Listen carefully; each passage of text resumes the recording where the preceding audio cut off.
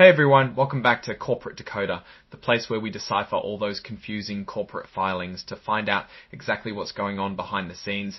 In fact, today we're diving into Triumph Group's amended annual report. Now, Triumph Group, the aerospace company that makes parts for planes and defense systems, is filing an update to their yearly report, not just for the year ending March 2025, but they're also providing some extra details that weren't in the original filing. Originally, they were going to point readers to their proxy statement for some key information, but since that statement might be late, they're putting it all in here. This filing is called a 10K Sen, which means it's an amendment to their main annual report, usually called a 10K. It tells us about the company's directors, their executive pay, and who owns a lot of their stock, essentially the people in charge, and how they're rewarded. Let's look at the people running the show or the board of directors. Triumph has 9 directors right now, and they were all elected at the 2024 annual meeting. Their terms run until the next meeting and until their replacements are chosen. Take Patrick Allen, for example. He's 60 and has been a director since 2023. He used to be the chief financial officer at Collins Aerospace, which is part of Raytheon Technologies. Before that, he was at Rockwell Collins for a long time. He also sits on the board of Orient Energy. Then there's Mark Cherry. He's 55 and joined the board this year. He's the CEO of Align Precision and worked at Boeing for a while as a vice president and general manager, things like Vertical Lift and Phantom Works. He also has experience at other aerospace companies like Aurora Flight Sciences. The guy in charge is Daniel J. Crowley. He's 62 and has been the chairman, president, and CEO of Triumph since early 2016. He also has a history with Raytheon and Lockheed Martin. He brings a lot of experience in running big engineering and manufacturing businesses. Cynthia Egnotovich is 68 and joined the board in 2022 too. She's the former president of customer service for UTC Aerospace Systems. She also held leadership roles at Goodrich Corporation, which is now part of UTC. She has a lot of experience as a director on other company boards. Daniel Gartney is 68 and joined in 2018. He used to be the CEO and president of American Eagle Holding Corporation, a part of American Airlines. Before that, he was a top finance guy at American Airlines and Continental Airlines. Barbara Humpton is 64 and a director since 2019. She's the chair and CEO of Siemens USA, a big technology company. She also worked at Booz Allen Hamilton and Lockheed Martin earlier in her career. Neil Kidding is 69 and joined the board in 2022. He was the CEO and chairman of Kaman Corporation, and before that he held top roles at GKN Aerospace and Rockwell International. He's also a trustee for Embry-Riddle Aeronautical University. Courtney Mather is 48 and joined in 2023. He's the CEO and Chief Investment Officer of Vision One Management Partners. Before that, he was a portfolio manager at Icon Capital and worked at Goldman Sachs. He has a lot of experience with different public company boards. Colleen Replier is 64 and has been a director since 2019. She retired as vice president and general manager of Johnson Controls, a huge global business. She also worked at Tyco International and Home Depot and has experience in the energy sector. The company has a code of business conduct that applies to everyone from the CEO down to all employees and directors. It's reviewed every year to make sure it's up to date, and you can even find it on their website.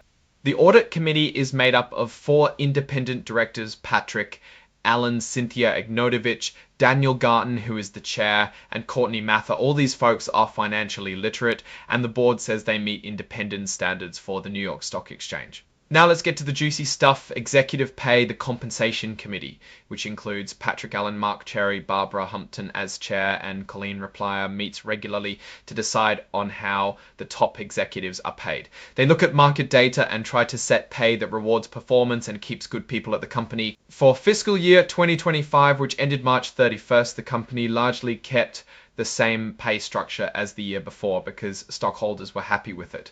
Last year's pay for the top executives got about 94% approval. Base salaries are set based on job responsibilities and market rates. For 2025, some executives like James McCabe, Jennifer Allen, and Kai Kassi-Gurin got pay raises to be more in line with what others in similar roles earned. Thomas Quigley got a special one-time bonus for good performance. Then there's the annual cash bonus plan, or AIP. This is where a big chunk of pay is at risk. It's tied to company performance goals. For fiscal year 2025, the targets were based on something called adjusted EBITDA, which is a fancy way of saying earnings before interest, taxes, depreciation, amortization, and pension costs, free cash flow, and some strategic goals. Talking about performance, Triumph hit $215 million in adjusted EBITDA and $33 million in free cash flow. These numbers were used to figure out the annual bonuses. The company also hit 133% of its target for strategic goals. This all added up to a payout of 145% of the target bonus for the executives. Let's look at what the top executives actually received. Daniel Crowley, the CEO, got about $1.9 million, which was 181% of his target bonus. James McCabe, the CFO, got $1.1 million at 200% of his target. Jennifer Allen got $763,000, also at 200%. Thomas Quigley got $382,000 at $153,000, also at 200%. Thomas Quigley got $382,000 at 174%. These payouts were influenced by individual performance and how they contributed to company goals, like a potential sale of the company. Besides cash, there's also long-term incentive or LTI compensation. This is usually in the form of stock awards like restricted stock units, RSUs, and performance share units, PSUs. These are designed to tie executive rewards to the company's long-term success. For 2025, the LTI awards were split 30% RSUs and 70% PSUs. The PSU's performance is measured over 3 years, using things like profit margins and how much the company's stock price grows compared to its competitors. Now for the big picture summary compensation table, this shows the total pay for the top executives over the last 3 years. For Daniel Crowley, the CEO, his total pay in 2025 was over $6.3 million. This includes his salary, stock awards, and annual incentive payments. James McCabe, the CFO, earned about $2.7 million in 2025. Jennifer Allen, the Chief Administrative Officer, earned over $2 million. Thomas Quigley earned close to $1 million in 2025. Jennifer Allen, the Chief Administrative Officer, earned over $20, and McCabe GM earned over $600,000. In 2025, executives saw significant value from their vested stock awards. For Daniel Crowley, the value of vested stock was over $2.8 million. James McCabe's vested stock was worth almost $1 million. Jennifer Allen's was around $727,000. Thomas Quigley's was about $150,000, and Kai Kasigoran's was around $28,000. And Kai Kasigoran's was around $28,000, was around $20,000, and Kai Kasigoran's was around $28,000. Looking at what they still hold as of March 31, 2025, Daniel Crowley has a lot of unvested stock awards with a market value over $15 million. James McCabe has almost $2.9 million in unvested stock awards and $185,000 in unvested stock awards.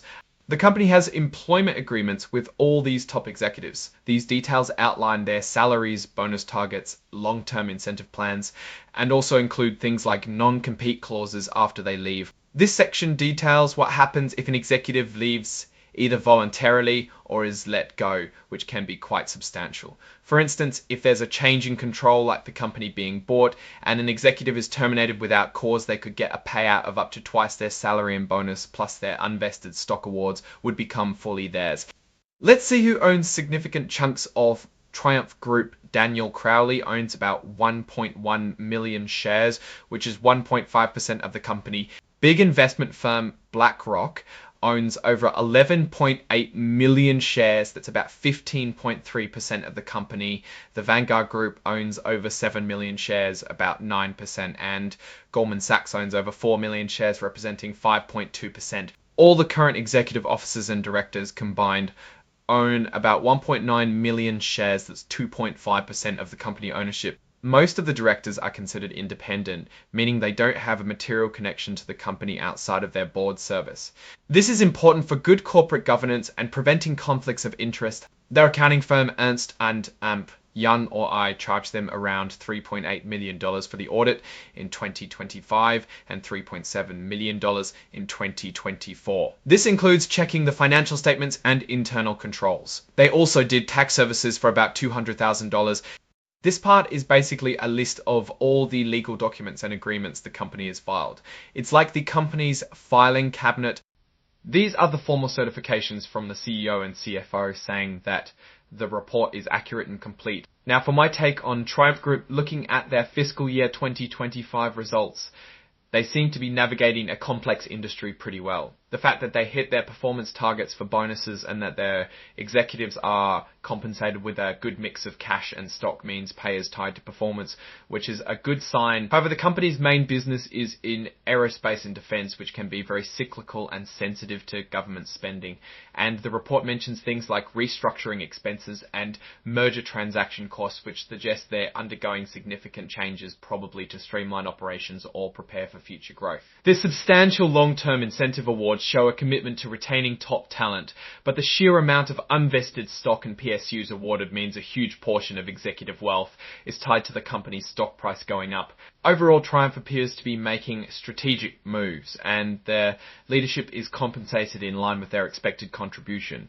But the aerospace and defense landscape is always a bit of a roller coaster, so keeping an eye on market conditions and how these strategic changes play out will be key. What do you think about Triumph Group's compensation and their latest filings?